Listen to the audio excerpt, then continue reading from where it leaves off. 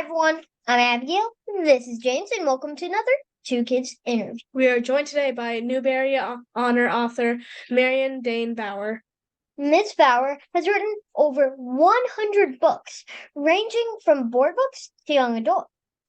Her books include the Caldecott Honor Book, The Stuff of Stars, and the Newbery Honor Book on My Honor.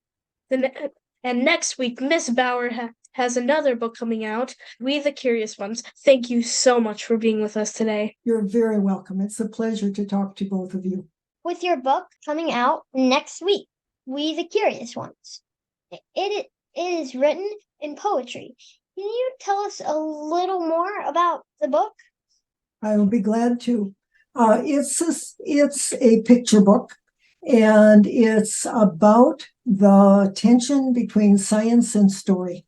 It's about the way we tell stories, about the way the world is made, beginning with when most people in the world believed that our Earth was flat. And it took a long time and a lot of difficulty for many people to accept first that the world was round, and then they thought it was round, but it was the center of the universe. And then to go from the world being the center of the universe to maybe it was our sun that was the center of the universe, but we were really still the most important, to recognizing that we're only one little speck in a vast, vast universe. And that's what the story of the book is about. And then the art is the most wonderful art created by a husband and wife team, in which they create dioramas, put light behind them, and then photograph what they've created. And so it's just amazing and unusual art. Your anthology, Am I Blue, was way ahead of its time. And you did it with amazing authors like Lois Lowry, Jacqueline Woodson, and Gregory Maguire, who we interviewed. Were you worried at all about publishing it? And what was the most meaningful reaction you got from a reader? Oh, those are wonderful questions. I was worried about publishing it, and in fact, I was working with two editors. One happened to be a lesbian, the other happened to be gay, and neither one of them wanted me to publish it. They were both afraid that my career was going to end the day that book came out.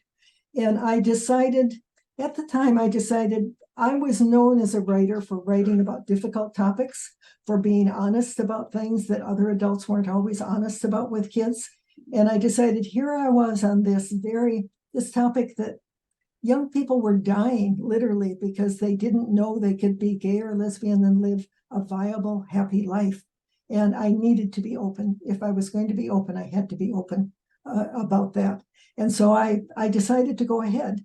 And interestingly enough, there may have been consequences I didn't know about, but for the most part, it worked well. And that answered one of your questions, and you asked a second question. I've forgotten what it was. Will you tell me again? What was your most meaningful interaction with one of your readers? Okay. It was a wonderful interaction. I got a letter from a young girl about a state away from me. I live in Minnesota. She was in Wisconsin. And she thought Am I Blue was so important that she was buying copies and giving them away. She had just had her bat mitzvah, and young people get money when they have a bat mitzvah. And she was using her bat mitzvah money to buy copies of Am I Blue, give them away with a note in that said, read this and pass it on to somebody else. And I thought that was the most wonderful response to a book that I've ever had. Am I Blue is a book that has been banned over the years. This is becoming more of a problem now, and we have interviewed other authors who have also had books banned in certain places. That means in those places, kids don't have the same access to books that we have and may not be able to see themselves represented in books. Can you give us your thoughts on this? Yes. Banning books is a way it always comes from adults, and it comes from adults who are afraid of children having too much information, afraid that somehow too much information is going to hurt them or is going to teach them to think differently than their parents or teachers want them to think. And it has been in the past, having your book banned was almost a privilege because it gave more attention to the book, and more people said, oh, I want to read that book if there's something about it, then they're banning. These days, banning has turned into something more serious, where books are being prevented from entering entire school systems, entire communities, entire states. And they're having a real impact on both on the authors who are dependent on their books selling to be able to buy their groceries, and of course on the readers the books are meant for. They don't have access to the books any longer. So banning books is a poor way of solving a problem. I believe that parents have a right to guide their own children as to what they want them to read, but they don't have a right to guide everybody's children in terms of what they want them to read. You have been writing books for almost 50 years now. Has publishing changed over the years? Publishing has changed a lot over the years in some ways, and in some ways it has stayed very much the same. Children's publishers are always looking for quality. They're always looking for the best possible manuscript to make the best possible book for their young readers. And that was true in 1976 when my first book was published, and it's true today. One of the things that has happened also is that publishers are publishing a lot more books than they did when I began writing. And that's good in some ways. In other ways, it makes individual books harder to get recognized, for people to even know that they're there, because there are so many books out there. Another profound change that has been wonderful, but is still in transition and it hasn't yet settled into a balanced place, is that when I began writing, practically the only writers, with a few rare exceptions, were white middle-class people like me. And now there are more and more people of color writing books being published, more and more characters of color, more and more topics that are of interest to and relevant to people of color. And that is a marvelous transition, one that was much too long in coming. Writing a book is a big commitment. So when you get an idea, how do you become sure that this is the story you want to tell? You're right. Writing a book is a big commitment. And occasionally there are times for me and for other writers I know that you start out on an idea and it goes and just doesn't land anywhere. And you end up not being able to develop it into the book you want. Right now, I'm in the process of trying to return to a novel that I worked on a couple years ago and finally set aside, because I had a beginning and an ending and I had no middle at all. I just couldn't get from my beginning to my ending in a way that satisfied me. And so now what I'm doing is I'm turning it kind of upside down and inside out and figuring out how I can tell it differently, how I can find more story to flesh out the middle. And I still don't know if I'm going to make it, but I'm hoping I will. Rejection is a part of most writers' stories. Can you tell us about that part of your journey? I'm fortunate in that I haven't had a lot of rejection. Especially with novels, if I spend time writing a novel, I can usually find someone who wants to publish it. Picture books are more difficult. And even today, with the long career I've had and with the success I've had, I have a picture book out there right now that I love, and that various editors are saying, some editors are saying, oh, I really love this, but I have something on my list that's too much like it. Or they just don't respond at all, even to my agent. They just say nothing. And we have no idea why they don't want it, just that if they haven't said yes, we know they don't want it. And what you do is you just go on to write something else, or you rewrite the thing you were trying to get attention from that no one is picking up. You mentioned that you sometimes know and to write the end of a story before the middle. Can you tell us your process of putting a book together? Okay. When it's a novel, what I always begin with for a novel is I know who my characters are. I know what their problem is, because stories are based on problem. If you don't have a problem, you don't have a story, do you? If I wrote a story and said, there once was a boy who loved basketball and he was really good and he won every game he ever played, the end, you'd say boring, because there's no struggle. So I start with the struggle. I start with whatever it is that my character is going to be struggling to deal with. And then I find out who my character is, what that character's history is with the problem, why it matters to them. And then I think about who the surrounding characters are, who are either going to be helping with solve the problem or who are going to be maybe part of the problem. And then the next thing I know, and we'll be able to tell this from what I just told you about the novel that I'm returning to, is I know how I want the problem to be resolved. I know what a solution is going to feel like at the end of the story. Then my problem is the muddle of the middle, finding out what the action is going to be to take us from the problem at the beginning to the resolution at the end. And that's what I find the hardest part, is finding that action through the middle, what they can do that will really in a meaningful way lead to the conclusion that I want. Can you tell us exactly where you were and your reaction when you found out you had won the Newbery honor? Okay, well, let me think. It was a phone call, not real early in the morning. I was working and I was writing my next book when I got it. And I heard it and I was very glad to hear it. And you know what I did? I went back to work. I went back to writing what I was writing. And then after a little while, I thought, I should tell somebody. And my daughter was a teenager at the time, and she was back in her bedroom. And so I went back to her bedroom to tell Beth Allison that I had just won a Newbery Honor Award. And she said, "Oh, you've won that before, haven't you?" And I said, "No, I haven't won that before." And she said, "Oh." And then I went back to work. And that was kind of the way my morning went. What writer has had the most influence on you?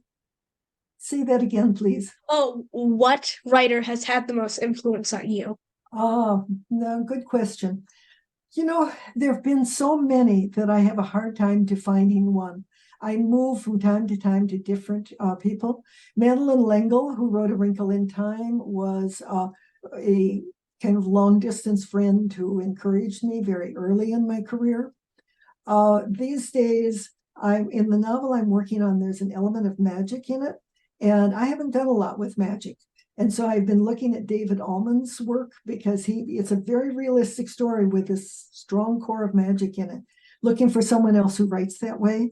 And I won't find my solutions from him, but I'll find a sense of how it's possible to do, and then I'll go find my own way of doing it. But I wish I could name one writer for you, but there's so many that have influenced me over the years that I can't give you a single name. You give a lot of amazing writing advice on your website. We definitely recommend people should check it out. You talk about both writing in first person and third person. Can you tell us the advantages and disadvantages of each? Yes, I'd be glad to talk about that. One of the advantages of first person is that it feels intimate. It feels like the character is really talking just to you, and you tend to believe the character immediately when that character says something. One of the disadvantages of first person is that it's so easy when you're writing in first person to just sum everything up and tell it. You could do your whole story in a paragraph and be out of there and say, "Oh, well, nothing's happened. I've never moved into action." And so first person can be harder to create the action in. One other disadvantage of first person is if the tension of your story has to do with whether or not your character is going to survive, you've given away your ending, because your character is telling the story. So we know he has to live through whatever this experience is. Third person, sometimes writers have a harder time getting inside their character and revealing what they're thinking and feeling, where first person, that's always right there. It's so easy to tell. But third person is much easier to move into action and to have the story move along the way it might if you were watching it on a stage. Those are some of the most obvious differences between first and third person. Can you tell us more about what you are working on now? Does it have a title yet? Well, if I'm talking, I have a couple things. I just sent a picture book to my editor called Wonder of Wonders. And it's about animal senses, about all the amazing things animals can do that you and I couldn't even begin to manage. And there will be more work to do on that, I know, after my editor sees it and makes some decisions about what she sees in it. The novel that I'm trying to return to just the last couple days, I'm trying to look at it again, has a title, Angel Girl. And it's about a girl whose father has just come home from World War II. And her father has always called her Angel Girl. And when he comes home, he no longer uses he's changed by the war, and he no longer uses the name Angel Girl. And it involves a moment when she wakes up in the morning and discovers that she actually has wings, and what happens with those wings. That sounds cool. Finally, it's time for our Turbo 10. 10 rapid fire questions. Are you ready? I'm ready. Number 1, what is your favorite phrase to use? I don't know. I guess maybe I can pick out a favorite word though. Would that answer your question?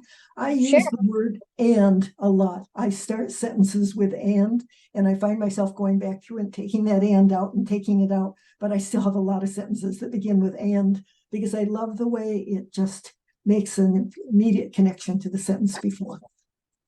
What is one subject you love to learn more about? There's so many subjects I'd love to learn more about. We'll have my 85th birthday next month, and learning is still one of the things I love the most to do. But one of the topics I have fallen into recently, I've never had any background in science. When I was in school, I took the least amount of science I could possibly take, and now I'm in love with physics. And I'm reading all kinds of things about physics, and just to see how the world is made. Number 3, what is your go-to snack food? What is my go-to snack food? Oh, let me think. I'm not a big snacker.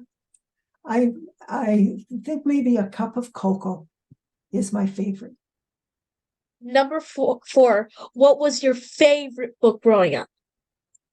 Oh, I had a couple favorites. I had a lot of favorites, but 2 I can mention. One, when I was a real little kid, I had a book I absolutely fell in love with, but I can't tell you the title and I can't tell you the author's name because I don't remember it. But it was about a fuzzy pink lamb who lost his mother. And of course, by the end of the book, he'd found his mother again and everybody was happy. And every time I went to the library, I came home with that same book. Another book of mine from when I was older that was a favorite was by a writer named Felix Salten, and the title was Bambi.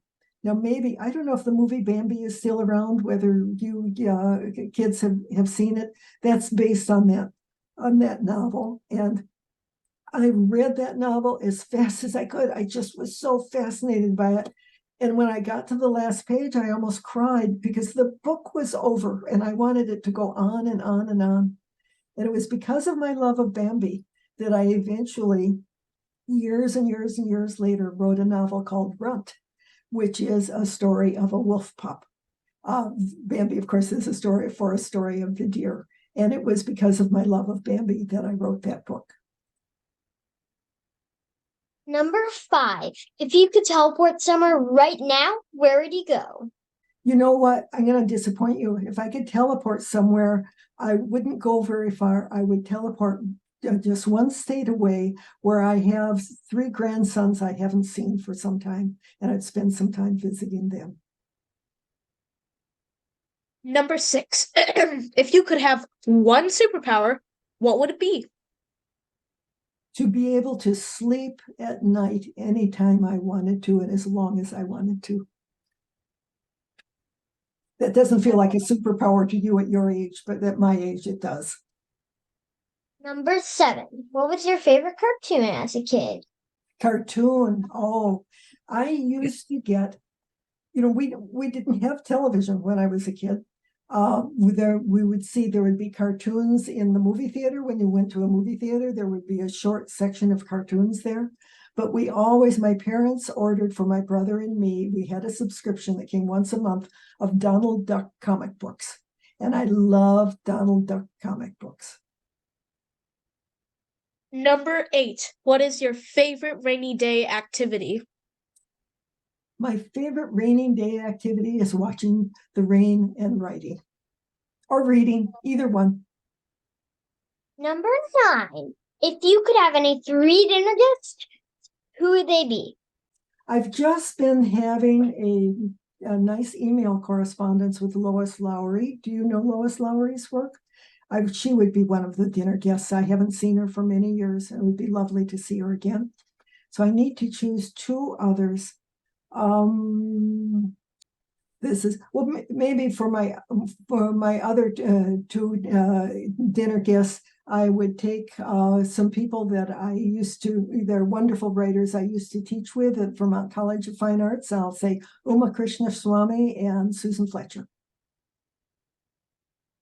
Number 10. What is the best piece of advice you were ever given? The best piece of advice. I think it's a piece of advice I didn't get from my parents, but that I gave myself. And that's do what you really love. And that's what I've done all my life.